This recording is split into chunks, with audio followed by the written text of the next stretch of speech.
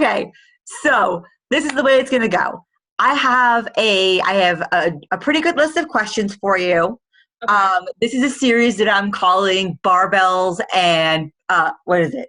Barbells and Beers. Okay, Ba- beers. Barbells and Beers, the babes of GPT. I So love it. yeah, so I'm basically just doing an interview series with all of our women. By the way, do you have a beer? Because those are the rules. Beautiful. Me too. Lovely.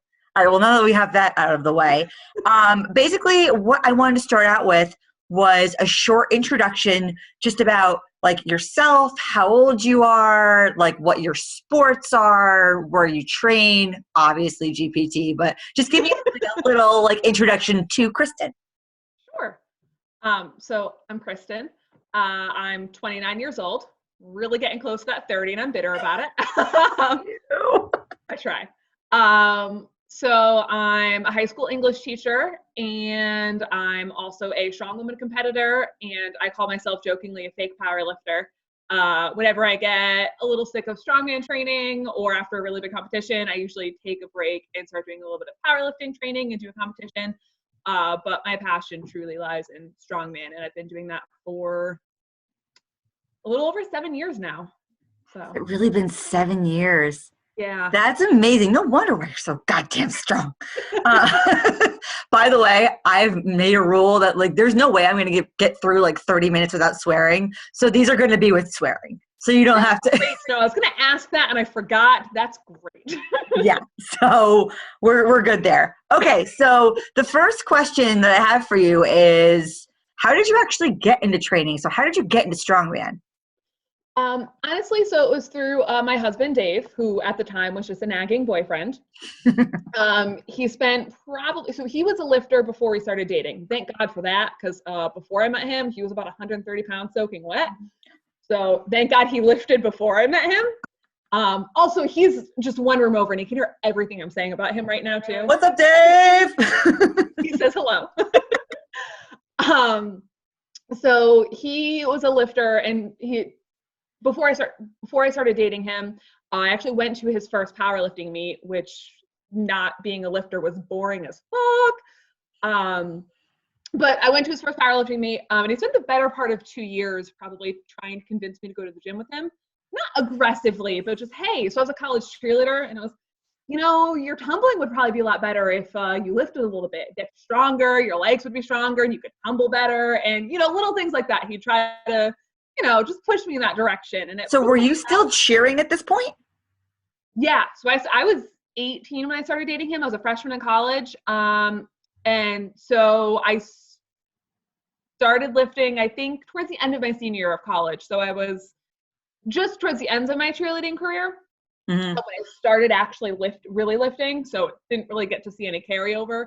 But yeah, by my senior year of college, he got me to lift a little bit.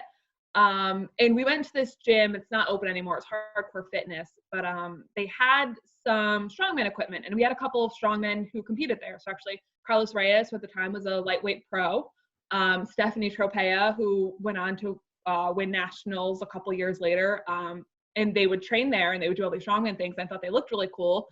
And Dave, I think in an attempt to make sure I really liked lifting, saw that I thought that looked really cool. I was like, hey, let's do some strongman implements. And then there was like Lightning Fitness. So Matt Mills ran a show, a couples strongman show. And Dave was like, so there's this couples show. We could do it as novices. Why don't we give it a shot? And I was hooked. I did the show, and it was amazing. I had a blast. Dave hated every second of it, but I loved every moment of it. And it just kind of from there built up. Oh, that's amazing. That's awesome. So, I mean, how has strength training had an effect on your life?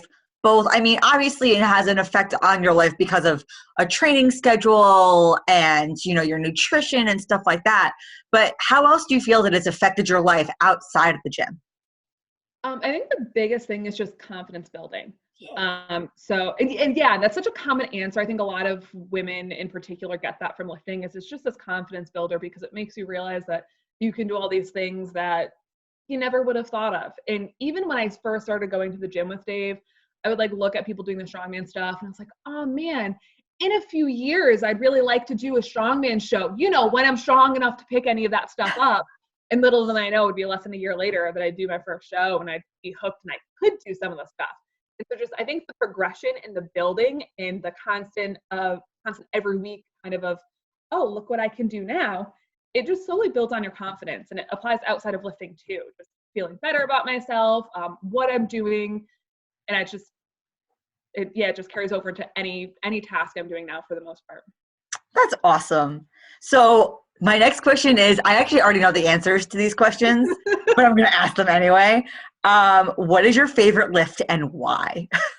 We all know it's Atlas stones. There's just something about Atlas stones. So let's start with the caveat of I'm biased. I'm really good at Atlas stones, so of course I love them. Dave and I just joked about that today, actually. When you're bad at something, you hate it. I'm really good at them, so I love it. But there's just something about stones. It's just this, I don't know, this raw power, and it just uses everything in your body. And it's also just the traditional strongman movement. And they're just frankly really fun. I know everyone hates them because they hate tacky, but tacky's fun and stones are fun. And if you hate that, you're wrong. Tacky is not fun. There is something wrong with your brain. Did you ever get the tacky out of your shirt that time? Nope, it's still there. And it reminds me of you every time. Amazing. For those of you who don't know, Kristen hit, what was it, a 300-pound stone? 300-pound stone. Kristen hit a 300-pound stone one day in the gym, and it was her PR, and she screamed, and I just jumped on top of her, and she was covered in tacky. And now I can't get it out of my clothes. So apparently, if you're a novice lifter, tacky does not come out of clothing, so maybe try to avoid that. I have very tacky clothes, don't worry. Yeah, well, I mean, you have your tacky sports bras and your tacky t-shirts and stuff like that. Yeah. So what's the biggest struggle that you faced as a lifter? Biggest struggles I faced as a lifter. So I know I just talked about how lifting built in a lot of my confidence. But the other end of it is I still do struggle with a lot of self-doubt when it comes to my own skills within lifting. Maybe it's not even my skills. I'm very bad with comparing myself to other people. So I'm constantly looking at what other people are doing. And although I'm usually confident in my own lifting, that constant comparison to other people, well, I can't be as good as that. And then it just gets me extra nervous. And then it doesn't help that every competition always starts with the pressing event. So you're already most nervous because it's the first event. And then pressing's probably my least favorite, my worst event. So then I get extra in my head about it. So I have to constantly step back and remind myself that it doesn't matter what anybody else can do. That's not going to change what I'm capable of. And I really have to focus on myself. And I've gotten a lot better at that over the years. So it took a couple, unfortunately, big shows for that to happen. My first World at the Arnold, I crapped out. I just shit the bed. I did terribly. And it took that show, and it sucks that it was that show. But for me to kind of step back and figure out, well, how can I be a better competitor? And it was about me just kind of stepping back and focusing on myself and not giving a crap about what anybody else could do, and really just supporting them to be better while just doing the best I can, because that's all I can do. If the best I can do on a log is 2 reps and somebody else's best is 5 reps, I can't change that. So I just have to kind of own what I can do and just move on from that, moving on from bad events in the same show. So if I have a bad first event, I have to just kind of step back and deal with it and get over it and do better on the next ones. But that self-doubt and that comparison to other people has been my biggest struggle that I'm still not perfect at, but I'm getting better every show, I think. Yeah, and it's hard. I mean, I think that a lot of people will sympathize with you there, and a lot of people have the same thing. And you know how you hear it all the time, like comparison is the thief of joy. But when you're a competitive person, it's hard not to look out there and be like, you know, how can I be better? How can I, especially like, how can I beat this person? Like, right. So it's actually really hard. But at the end of the day, I think that your longevity in this sport depends upon calming that portion down. Yes. Because if you, like, I honestly was burning myself out looking at all these crazy strong women and being like, I'm never going to be as good as them. I'm never going to be as good as them. And then I was like thinking about like, well, I should just quit then, right? Yeah. Which is, of course, what I say to you in the gym every day. It's like, I'm going to quit. But going home, I'm going to quit. I would even to Nancy Kerrigan, you and Bridget a couple times before my first powerlifting meet at GPT. It happens sometimes. So I think that a lot of people will definitely empathize with like that particular struggle. But now that we've talked about your struggles, now I don't know if it's the stone or not, but what has been your greatest triumph as a lifter? My greatest triumph? It's not the stone. I can actually I can think of a specific moment and then it leads to a specific show. So I mentioned my first Arnold, where I did really terribly. And I was really upset about it. And I had a really bad mentality that entire weekend. And like, I cried most of the weekend in the hotel. We didn't enjoy the experience because I was just so miserable. And after that, I was like, all right, we need to figure something out. We need to get better. So the next year I qualified for the Arnold's again and I went back. And my whole goal was going with an entirely different mindset. And I went into the Arnold's focusing on myself. So after every event, it became, okay, how did I do? What do I need to do to make sure I'm staying consistent through the show? And I was focused on me the whole time. In the very first event, of course, it's a press, it's a log. Worst event, I'm terrible, in particular at log. I'm terrible at log. It just doesn't work for me.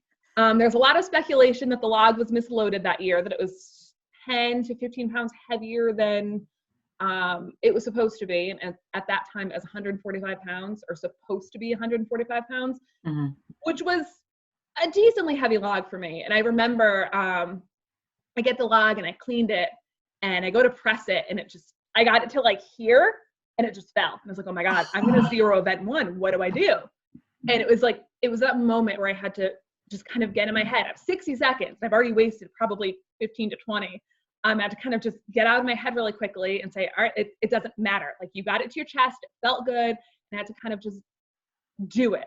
And I ended up getting 2 reps on it. It wasn't what I was supposed to get. I was like, I'll get 5 or 6. But I walked off the field and I didn't zero. Somehow I came back from that fail on my most mental lift. And that set the tone for me for the whole show. Being able to come back from that and just say, okay, don't let that get to you. You know you're capable of this. Just try it again. It set the tone for the whole show for me. And I ended up actually winning the Arnold that year. And it was just my entire mindset.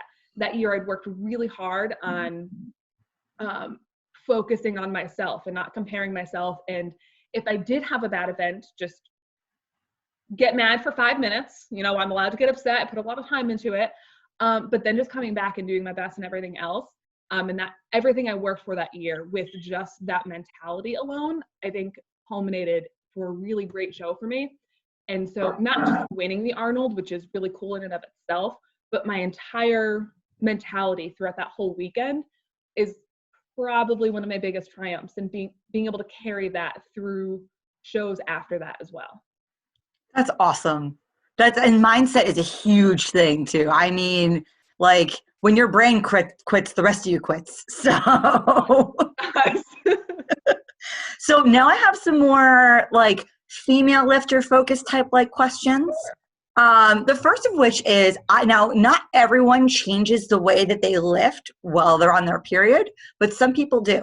So I didn't know if that was something that you how do you deal with training around your cycle?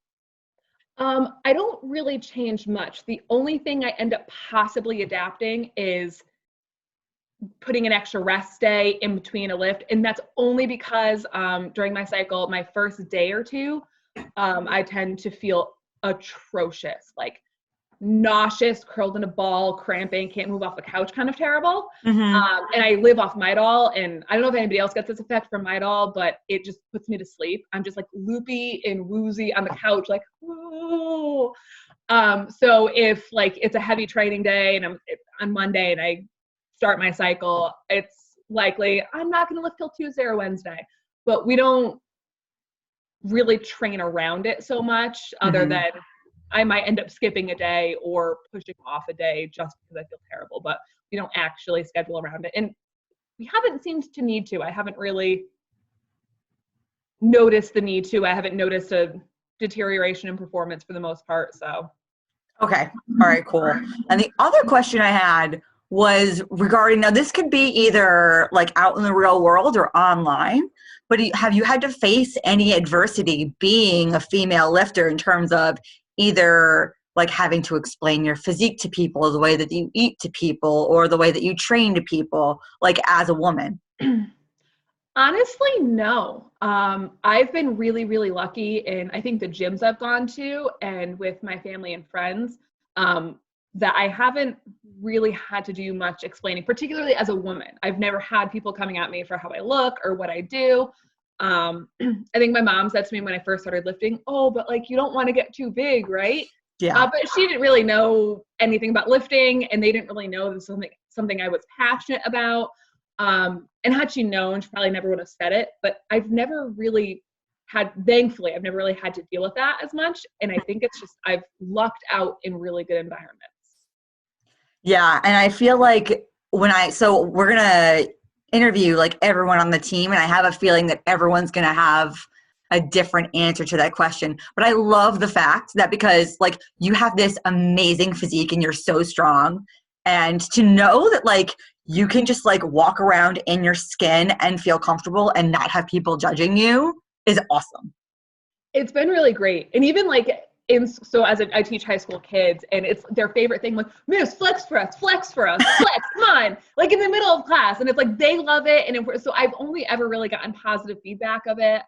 I've gotten compliments on, how muscular my arms and back are, which I think is, a lot of people don't get that experience. Like they don't get compliments on how their arms look. "Oh, you have muscular arms. You look so good." Like outside of the lifting community, you don't get that. But I have gotten that more than anything else. So I've really just lucked out, and I'm just going to hope it stays that way.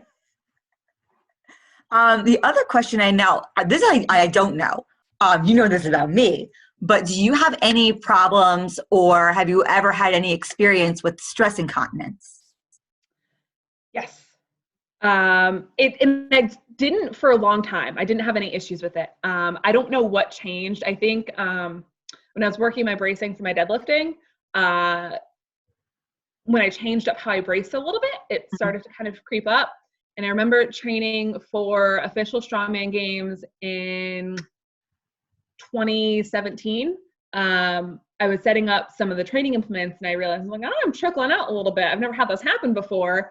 And then at the show, I didn't like full on pee, but I trickled a little bit. Like there were drops on the floor, probably like 3 or 4, but I'd never done that before. Yeah. And since then, it's been more of a constant issue. It's not bad, but with deadlifting and then with Atlas stones, actually, Stones, really?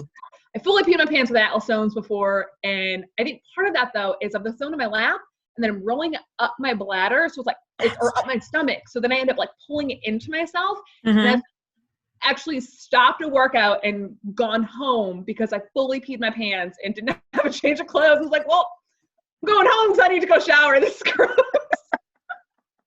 So, I think a lot of us have had those days. Yeah, and now I carry diapers in my trunk per your recommendation, actually. So thanks for that. You're welcome.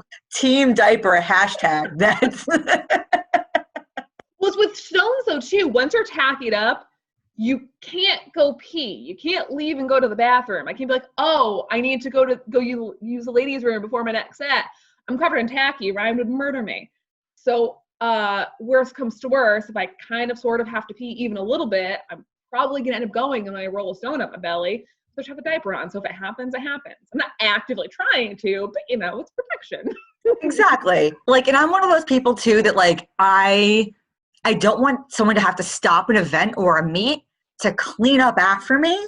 So like I always make sure that I'm covered with either like I have a pad or a diaper, or there's got to be some kind of barrier, because there's no way I want like them to have to stop an entire event to be like, "Well, there's piss on the floor."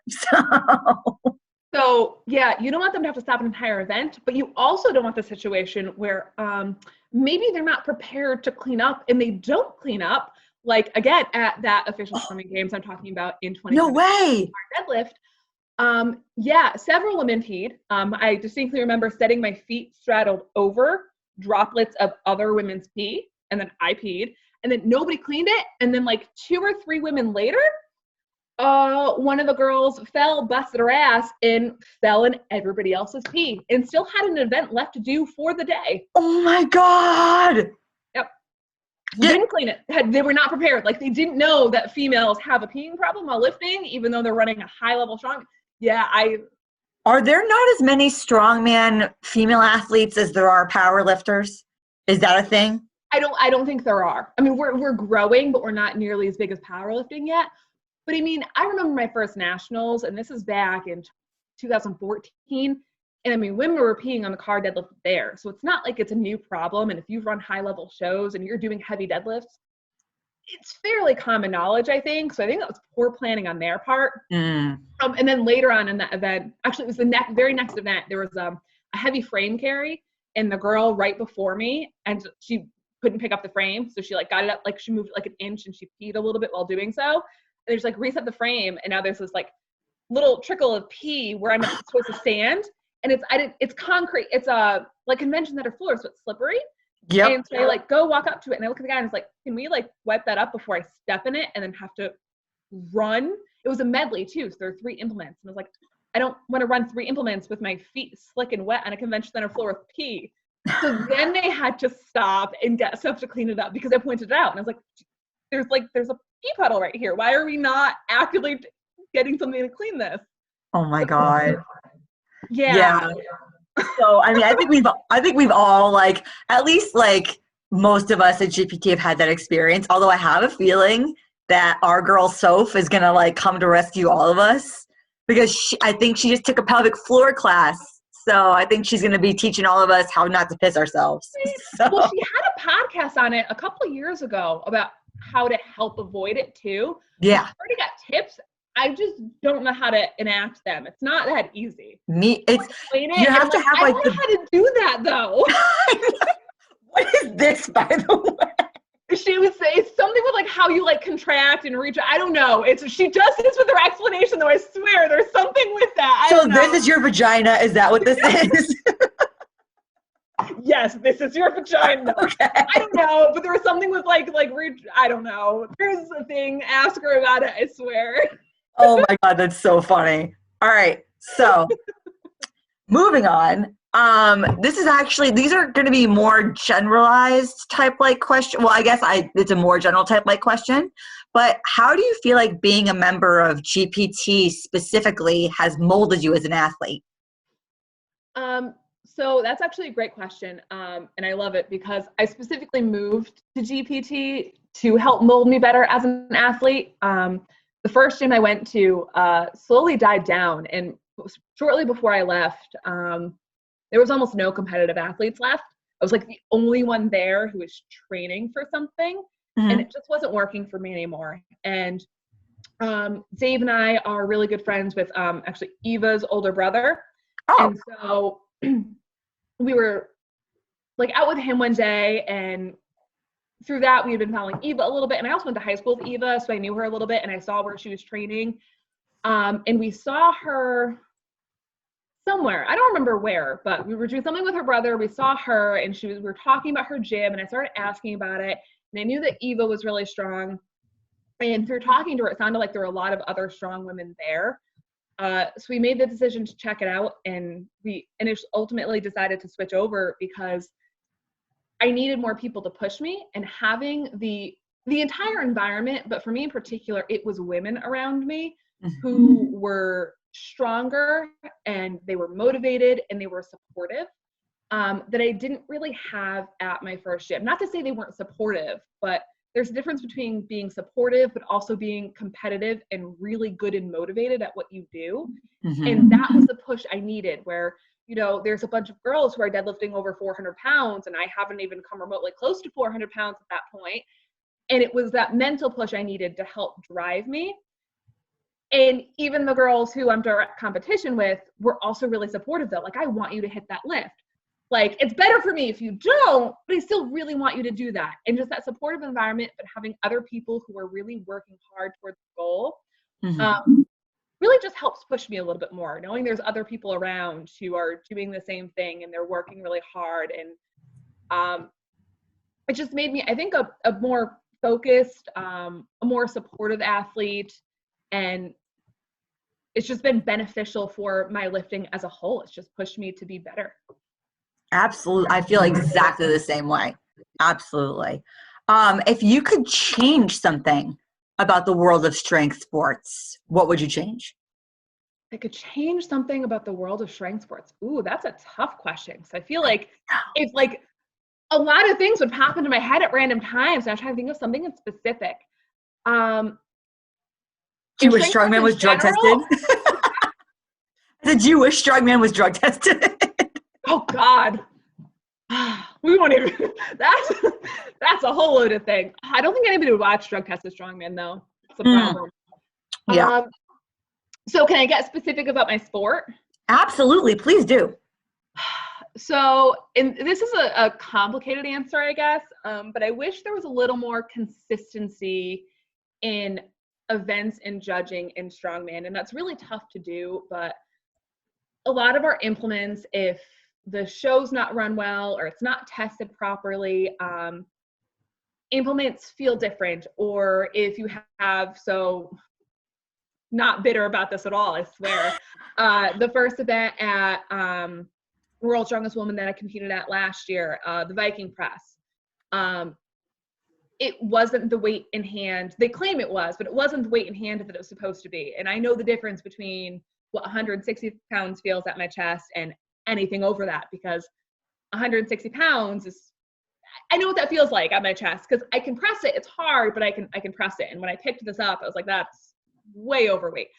So it's just having that consistency of making sure the appropriate people are testing implements, especially at a big level show. So in an event like that, if you have somebody who's, 4 inches taller than your average lightweight female, it's going to set up at a higher level and it's going to feel lighter. Just building a little more consistency in how you judge and prepare for strongman shows, particularly at a large level. Local shows, I understand that a lot of little silly things are going to happen, but at a major show, I wish things that would run a little more smoothly and that things were more consistent and silly little errors weren't made, like we forgot stopwatches or just dumb things like that. I've noticed it a lot in some larger shows. It's just, I think it takes that little extra effort. Like if you're going to put on a big show already, you're already putting a ton of time and effort into it. Take that extra time and make sure you're making it a better experience for your athletes and not just getting the show done. Yeah, absolutely. So the last question I have for you would be, if you had someone in front of you who was a novice, either a power lifter or a strongman, what advice would you give her if, like to begin her journey? My God, I love this. I feel like I would say so many things. But I think the biggest thing I would tell them is to just not to get so discouraged, just to keep working hard, because when you get more into the sport and you look back, it's really funny to look back at how hard things were that you can now do with ease, years later. So it's not to get discouraged that it's a really slow process, but the longer you do it and the more you put in the work, the more it's going to build up. And to pair with that, to stop comparing yourself to everybody else. It's not fair for someone who's brand new to lifting to compare their deadlift to yours or your bench to yours, because you're an experienced lifter. I'm a more experienced lifter. So not to compare yourself to everybody else and just to keep building, because 2-3 years from now, you're going to look back and you're like, oh my God, like I can't believe how far I've come. I think that's the biggest issue with a lot of people is they get really discouraged. Oh, I'm not that strong. Look at what you're doing. Well, compare the time that we've been doing it. So just take the time and build, and you're going to get there. It's going to happen. It might not be as quick as you want, but you're definitely going to get to a point where you're building strength and you're feeling better about what you're doing. And by that same token, like how would you advise people who are trying to sign up for either their first powerlifting meet or their first strongman show and saying things to the effect of, oh, well, I can't enroll yet because I'm not strong enough, things like that? I would say, I would tell them, screw that. Because I I said those same things back when I was new to lifting. I'm like, oh, when I'm strong enough, I'll sign up for this. And just do it. Because with powerlifting, it's nice because you pick your numbers. So that's really nice. With strongman, it gets a little trickier because you don't get to pick your numbers. You're being told what you're lifting. Like, you have to lift this log for 60 seconds. And it's, well, if you can't lift that log, what do you do? And for me, I tell them sign up anyway. So sign up for that novice class. A lot of people surprise themselves when they sign up for a show and have a specific goal in mind. Like, okay, I've never pressed a 100-pound log, but it's in the show, so I have to do it. And now when they have this goal, like it's the weight in the show, they end up doing it and they end up surprising themselves. But then the worst that happens is they end up zeroing that, but then they hit the other 4 events and do pretty well. Zeroing events isn't the end of the world. I think that's a big thing. Is like, well, I don't want to not hit an event. Hey, I've zeroed an event. I've done it. We've all done it. It sucks, but it's okay. It's a learning experience. And when you zero something or you don't do what you want to do, you look back in it and say, hey, what could I have done differently? What did I do wrong? Or was I just not strong enough? And then you can kind of go back to the drawing board and fix it. So it's okay if you don't feel strong enough or you don't feel ready. That's what we train for. So just sign up, train for it, and then use that first show as a learning experience for you. What do you need to do to build and get better? You're not going to know how to be a better strongman or a better powerlifter if you're not putting yourself out there and competing and trying. Absolutely. So